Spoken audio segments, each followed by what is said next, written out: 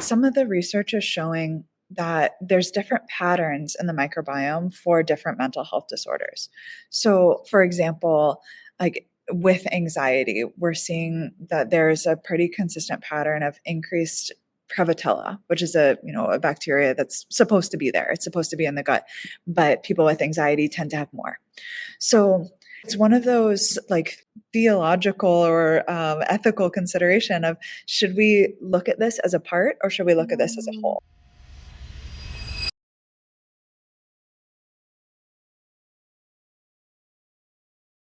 Well, hello everyone. Thank you so much for being here today. I have Dr. Emily Wolbers on with us, and I'm super excited to have her on because anxiety is a top topic that we talk a lot about on this channel. And I've been wanting to do a video on psychobiotics.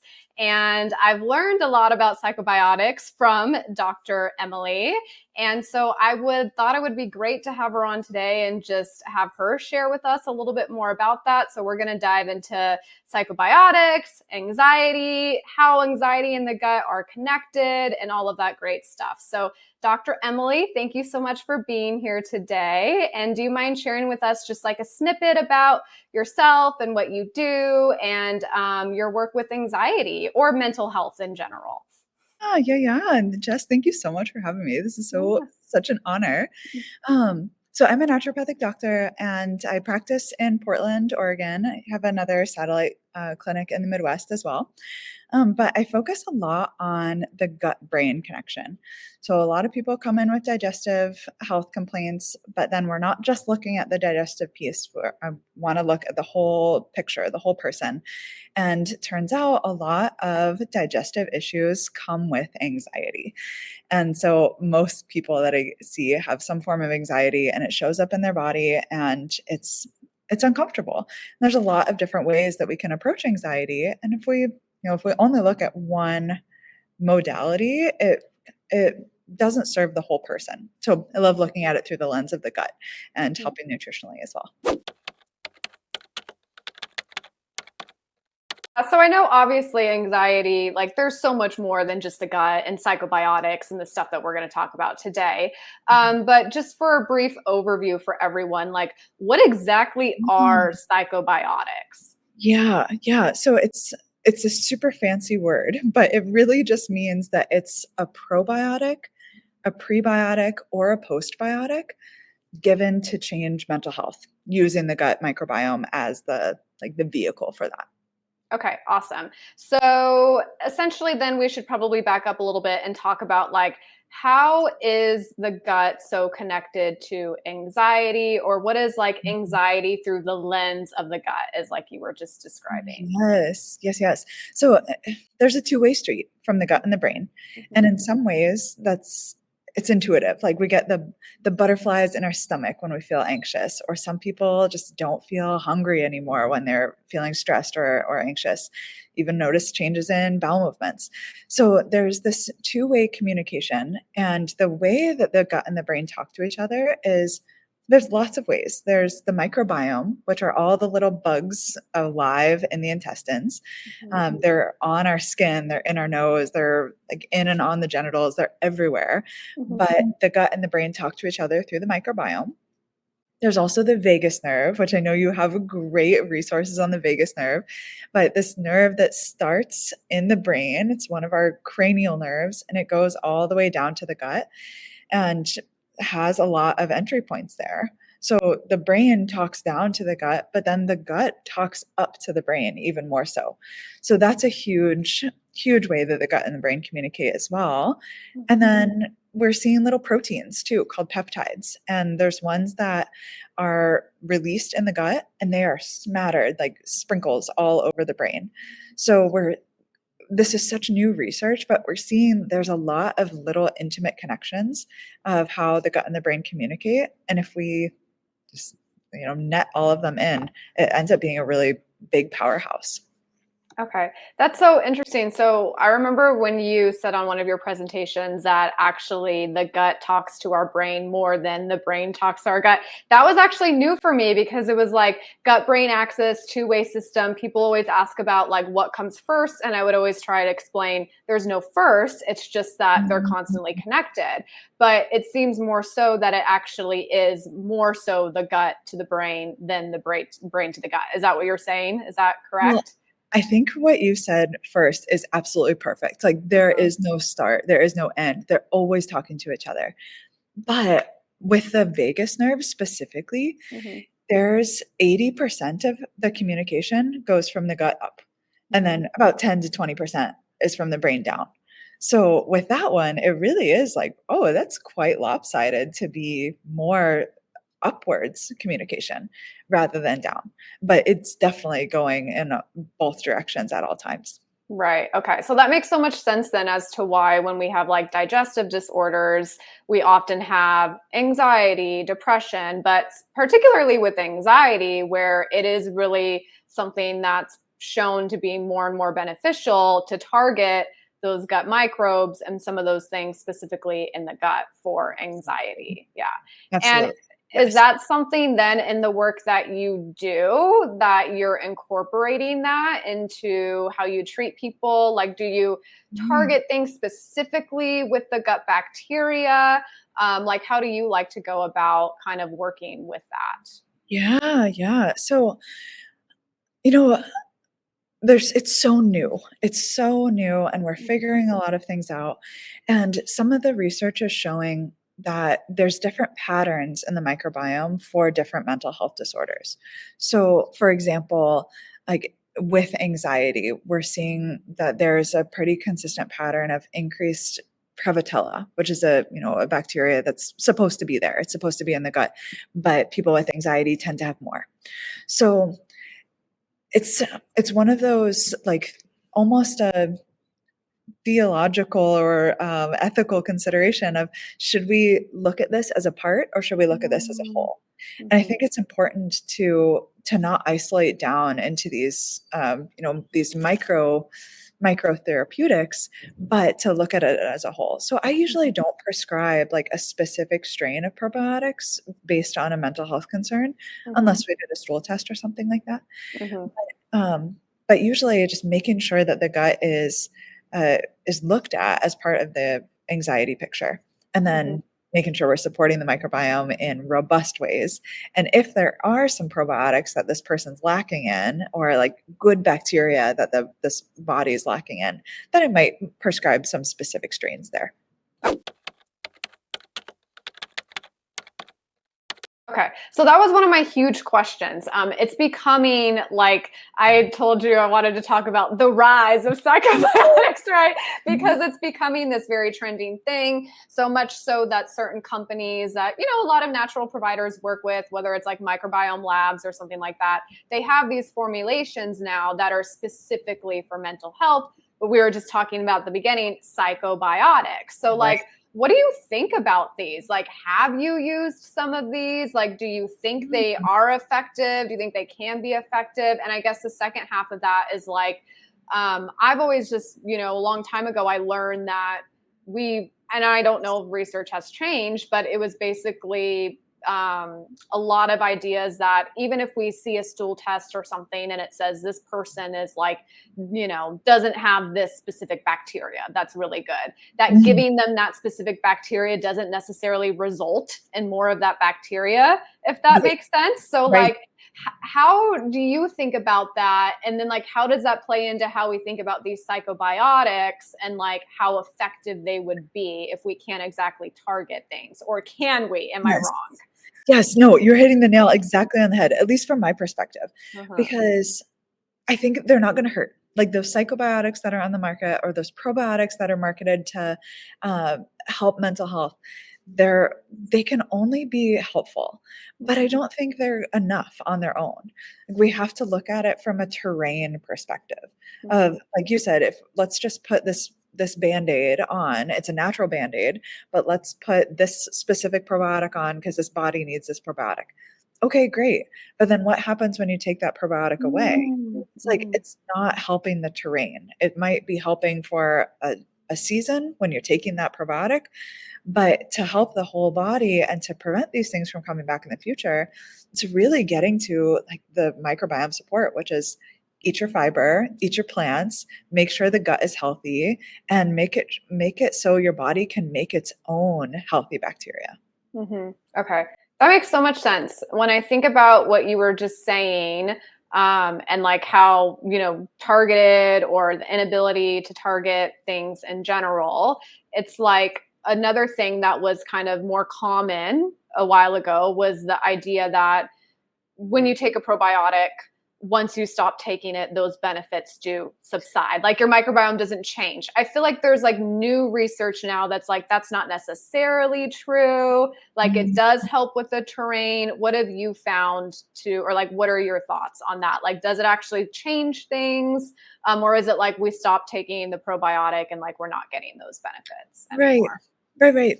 It's a good question. And I'll be honest, I can't answer it because I'm never doing just probiotics alone. I'm always like, okay, let's do your probiotic. Let's get your diet healthy. Let's help your gut. Let's heal the gut, increase digestive capacity. So it's never something I'm doing as a standalone. But I will say, like, I've seen people's microbiomes be so much more robust and diverse with the use of probiotics plus other things. So I think we can't negate it as being helpful. But I think putting it on a pedestal as this is going to solve everything, like taking this is going to help all of my anxiety, I don't think it has that much power. But if you did, okay, I'm going to take this to help my anxiety, and I'm going to change my diet, and I'm going to go like you're in a really good spot. Right. Like it sounds like it could be a really good jumping point of like, let's say someone wanted to I should remember what it's called. I tried the Microbiome Labs one. It was specific formulations and then it had like B vitamins in it or something. And then I stopped taking it because I was like, I don't need more B vitamins. I don't like it was too many things. But I thought it was an experiment, and I wanted to see like, I often will treat my body like an experiment and see like, well, do I notice anything differently from taking these? I don't know that it was a very good case study or else I would have told you guys about it. But that's kind of the thing. It's like, okay, I think these things can be helpful. But, in the clinic that I work at as well, it's exactly what you described. So it's really hard for me to know and to say, like, can taking this on its own really just like help with someone that significantly? Because we're always doing so many other things as well. Right. I used for myself ProBio Mood, which is by NFH, and it's a great product. And I love to experiment on myself too. Like, let's just try this. And I was in a season of anxiety. Like I was experiencing anxiety a lot. It was like, this cannot hurt. So I took it every day until the bottle was empty, and like I felt good. Like doing my meditation techniques and like doing all my tools. But I think they can be helpful. And then like you, I stopped taking it and I still feel good. So I didn't notice like a negative shift back when I stopped taking it. Okay. Do you think it's possible, and this is kind of going off on a tangent, but I think, a lot of the clinics that I used to work at, we would put people on supplements and it kind of just seemed like, oh, now this is this thing that you take now. Whereas the clinic I work at now, we're so different where like we use things for a specific period of time. And then when it comes to maintenance, it's like people are just on a few things. So when it comes to supplements, but like something like a probiotic or something in general, do you think it's possible for something to kind of jumpstart and make a shift so quickly and like support you for like a month or so and kind of help that natural terrain? And then basically you maintain that in terms of just how you feel? Like, what are your thoughts on that? I'm definitely a fan of the less is more approach when it comes to supplements. It can be so easy to overload on supplements, especially in the natural medicine world. But I do think they can be used for a season. Like, let's jumpstart, and then of course, like get your fiber, eat your produce, and take good care of your body, and use this probiotic, and then let the probiotic go and keep all of the other healthy things in there. So I think absolutely it could be used as a jumpstart. So in terms of like psychobiotics, just like you had a lot of great research and a wonderful presentation that you gave that I got to watch about kind of like where things might be going, where you see this going. Like, where do you see like some of the research on psychobiotics and these probiotic therapies going for the Yeah. future of natural medicine or health or just in general? And what do we know? You mentioned kind of earlier, what do we not know? And like, what are some of those like factors that we need to consider? Yeah. I think this field of research is going to boom in the next, within the next 5 to 10 years. It's already booming. Specifically microbiome. Like we're learning so much more about the microbiome. Like every week, every month, multiple studies, multiple new studies are coming out. So that's really exciting. But then pairing that with the more awareness around mental health, it's those two together. I think within the next 5 to 10 years, we're just going to keep learning more. And my hesitation with all like the research we're finding this, this strain is related to this disease, this strain is related to that. I think it gives us so much empowering information, and we as clinicians shouldn't use it lightly. Like it's too easy to isolate a single finding from a human, and that's where people get into trouble with pharmaceuticals. It's like, oh, we're finding that this, pharmaceutical helps this condition, but are you really treating the person anymore? No, you're treating the condition. So I think it's going to be huge of the amount of information that we get. And I think it's so important to be mindful to like, let's use it and keep doing our whole person medicine. That makes so much sense. I didn't really relate it to like pharmaceuticals the way you just did, where it's like we're targeting this thing and it's going to fix this thing. Do you think with the gut, and this is just like a fun question to think about, do you think, because for example, fecal transplants, that's something that like was really popular in terms of people that have just digestive disorders that are so bad, where like this can be an avenue for them to see improvements, but not legal because for a lot of people, because it can have alterations in the gut microbiome that then could, I don't know, not be beneficial, right? And like that's a huge responsibility. Do you think that like the way that we see with medications, like targeting something and then having a side effect of something else? Because I always tell people with supplements, people think that supplements don't have side effects or like interactions. I'm like, that's not true. Like herbs are very powerful. They do lots of things, they could throw off other things.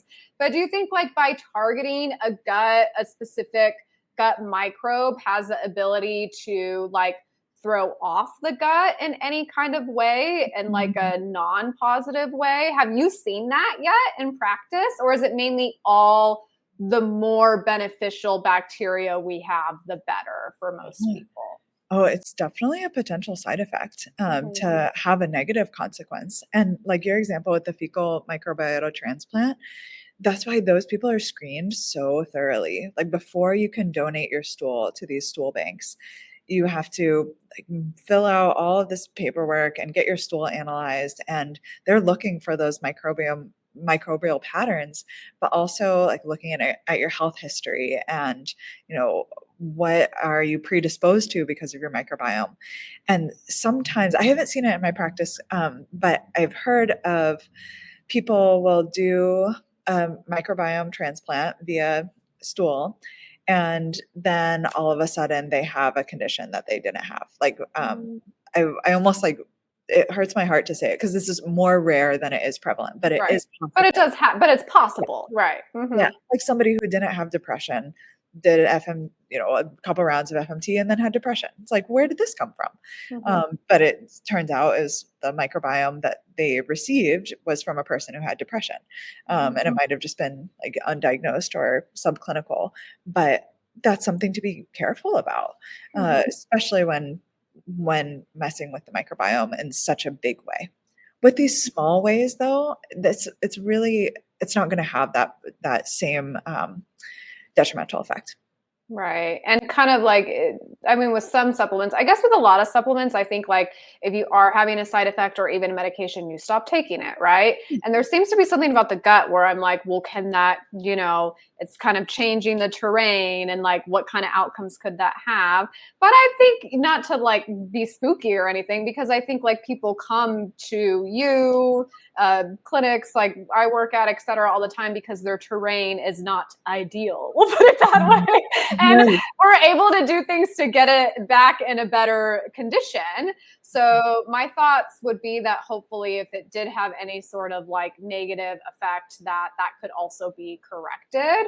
Definitely. I was Yeah. just curious thinking about things like, serotonin and all these things where it's like, so we want serotonin, but if we have too high of levels, then that can cause anxiety, right? So if we have these things that are like promoting certain neurotransmitters or chemicals, and then maybe we take too much of it, like, is that going to possibly lead to any negative outcomes?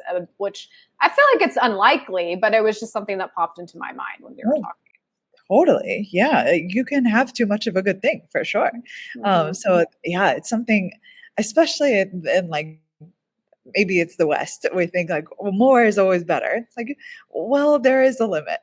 So don't go too crazy on your on your supplements because there can be too much.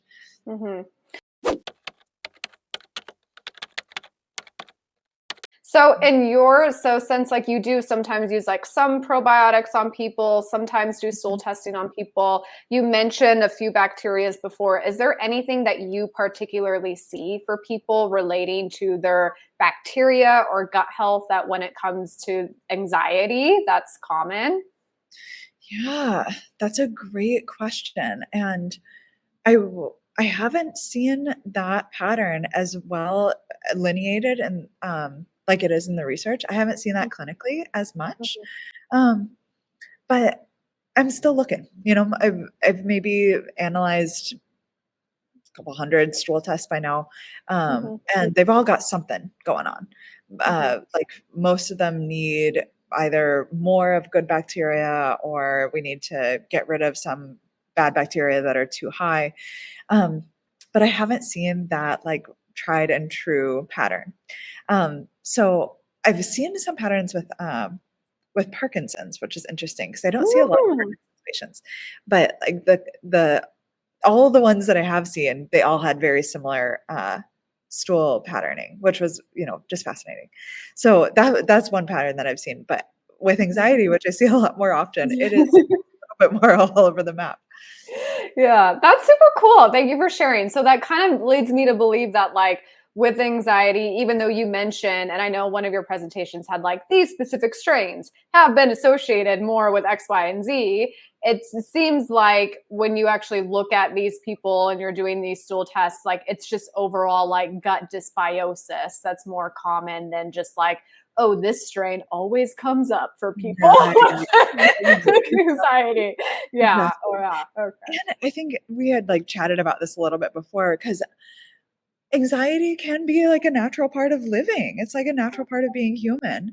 And Mhm. so a lot of the people that are being studied in the research have like diagnosed generalized anxiety disorder or it's intense or even one of the more specific subcategories.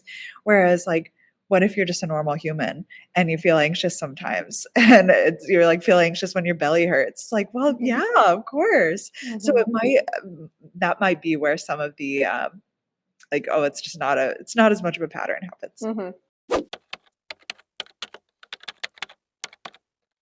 Yeah, that was one of my questions for you. So basically, there are many people, I think you and I would agree with this, that believe that a certain level of anxiety is perfectly normal, actually necessary for certain functionings. Like, we don't want to have like no anxiety because then, I don't know, we probably wouldn't make like great life choices all the time, Right. if we had like no level of like that anxious fear when you're about to like do something.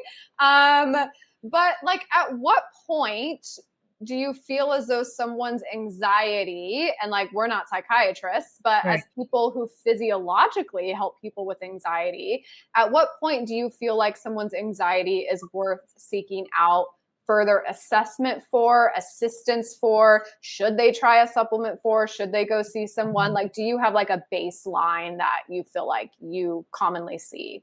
Yeah, I mean, I recommend that everybody has a counselor or a therapist in their back pocket just for like life, it's helpful. Um, but if it's something that's affecting them day to day, regardless of circumstances, then let's do some physiological work on that.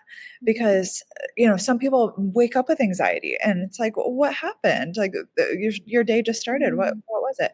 And that makes me think there's got to be like a biochemical imbalance there. And and that's really where, of course, I want them to have a therapist and a counselor, and I want to make sure we're not missing something on the biochemistry side too. Okay, that's a really good baseline for people in terms of like, because that's what I always, I have this belief that I think like everything is like psychological and physiological, and that like generally there's a little bit of both going on. But I think when we kind of like just put things into one category, then we're missing stuff a lot. And I think the reason why I wanted to start working on like nutrition for mental health and whatnot is because I do believe that I don't want to ever be like, there are a lot of life circumstances that may cause me to be like depressed, right? But there's also just this feeling that I have of like, my life was the same today than it was yesterday. But like, I feel depressed about it today, which always leads me to believe that it's a physiological thing going on. Like, I'm like an example, I should have given a more specific example. For me, that's like premenstrual related, right? Where it's like, I'm more likely to feel a certain way. And I've learned to have peace with that in order to figure out, okay, well then can I physiologically hack my way out of this? Sometimes I can't. And the acceptance is, and the acceptance is what's gotten me through a lot, accepting. But if I felt that way all the time, which I've had phases of my life where I did, and I just knew that like it wasn't my life. It was just this feeling that I had. And so for me, I give that more to like intuition, and I'm very connected to my body. But I think the reason why I asked you that question is because the more that I've worked with people, the more I've found they don't really know how to like assess what's normal and what's normal. Not that there is a baseline of what's normal, but it's like you just said, if you wake up and you feel this way, then how much of that is life circumstances and how much of that is maybe something else going on? Absolutely. And that sensitivity to know your body so well and to be like tuned into your own nervous system, it gives so much information. And it's like, wow, you really know yourself well. And got to be careful because you can also like become aware of everything. It's like eating a little bit faster than it normally does. And then it's like, oh no, then it's overload, information overload. Yeah. But yeah, it's I think I think your summary of it of do like the discrepancy of, is this just a life circumstance that I'm feeling anxious about, or is it I can't control the life circumstance, and it's still not fixing itself? I think that's a good delineation there.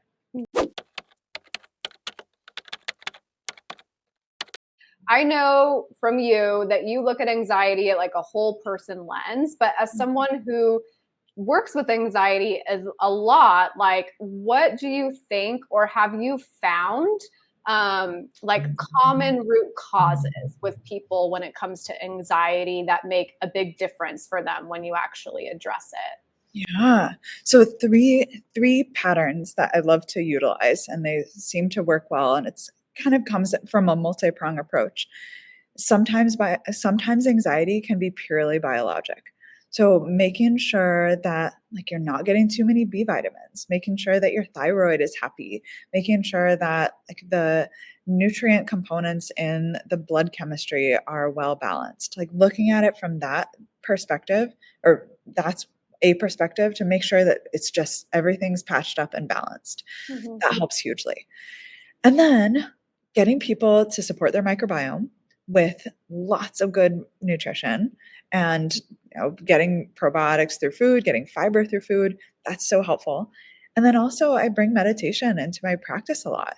And whether it's with me or I refer them to, there's meditations in this, in this clinic, because sometimes anxiety is only biological, but sometimes it's a thought pattern that gets stuck and it needs some retraining.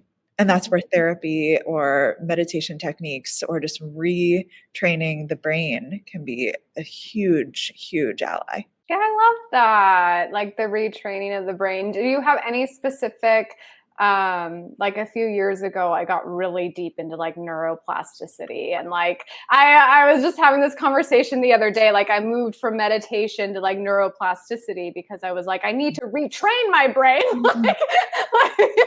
Like I can't just sit with my thoughts. I gotta do something with them. Exactly. Yes. Yeah. Yeah. Yeah. And sometimes people who are like in the thick of anxiety, don't make them meditate. That is the worst place to be because you're just with your own thoughts. That's all you Right. can hear. No, Mhm. but neuroplasticity, that's like a great resource. I Mhm. usually refer people to here, actually, it's a different business, but in the same space for mindfulness based stress reduction. And Mhm. that's like all the neuroplasticity tools and first becoming intimately aware of what's going on internally with that dialogue, Mhm. because like you said, you're so aware and you're like within your body and you know what's going on, but some people don't. Mhm. And I've certainly had to learn it as an adult. Like I wasn't aware of my feelings when I was a kid. Like I was maybe an emotional kid, but I didn't know how to name it. Mhm. So giving people those tools and then also how to shift, like how to Mhm. relate with stress a little differently, how to relate with anxiety differently, so that Mhm. you've got your whole toolbox just bolstered to like move through the anxiety instead of just sitting with it and having it ruminate. Yeah, totally. I 100% agree. And I think that's where that like the both and come in terms of like, why am I like stuck on these thought patterns? Like, I gotta like figure out a Mhm. way to shift that and do something about it. But then also, like, why am I in this constant state of arousal all the time? If that is the case, Mm. right? And like assessing that. Or maybe it is just the thought pattern and maybe you just need to work on that. I don't know. Everyone's a little bit Yeah, yeah, different. totally. I know that you're a yogi. And Yes. so what do you think about the role of yoga in like anxiety, Oh my gosh. depression? Is there like any good research on that? And like, what have you found in terms of it being helpful for some of the people that you've worked with? Totally. Yes, it's like my favorite tool in the toolkit. Mhm. Um, so it was a couple years ago now, so I haven't refreshed myself on the research, but I did a presentation on how meditation specifically affects the microbiome, and that was fascinating. And there was also not a lot of research out at that time. That was in 2019. Mhm. Um, so there's hopefully more. But I know that there's a lot of research around yoga, specifically like the asana practice, the Mhm. postures, and how that can help people with anxiety. And some studies showing for depression, but usually it's in community. So not it wouldn't for people with depression, it wouldn't be the same as doing yoga like on Zoom at home. It'd be like going into a Mhm. studio. Mhm. But I think it's hugely beneficial, and there's so many different styles. So finding the style that drives with people the best, I think it's worth a shot. It absolutely can't hurt. Mhm, mhm. Do you find that it's helpful, like, for you in terms of, like, your mood and everything that you do as part of Yes, your practice? Yeah. yes, it's like a non-negotiable for me. Yeah, I okay. doctor if I'm not doing my yoga practice. Uh-huh. Yeah, it keeps me grounded. It helps me like clear out. I tend to be a very emotional person, so it helps me to like really connect with people emotionally, but then not take that home with me. Uh-huh. And I love it. I love my practice so much. And and sometimes, like when I'm really in the thick of it, of feeling overwhelmed or overstressed, like that's my like the most sacred place to cry and just let things out. So it's like, oh, I could not imagine my life without my yoga practice. Oh, do you have a specific position that's, like, a heart opener for you where, you have, like, released, like, more emotions than others? Oh, I wish I had like a cry pose. There was it was just like, I don't know, it was not that long ago, but I was like, I need to cry. Like, I need to cry. I need to like let some stuff out. So I rolled out my mat and started practicing. And I was like, when's it gonna come? And so I didn't have a pose, but usually when child's pose feels so good for like, I just need to be held and ground down. Why can't I think of, I don't teach yoga, right? I just go because, Right?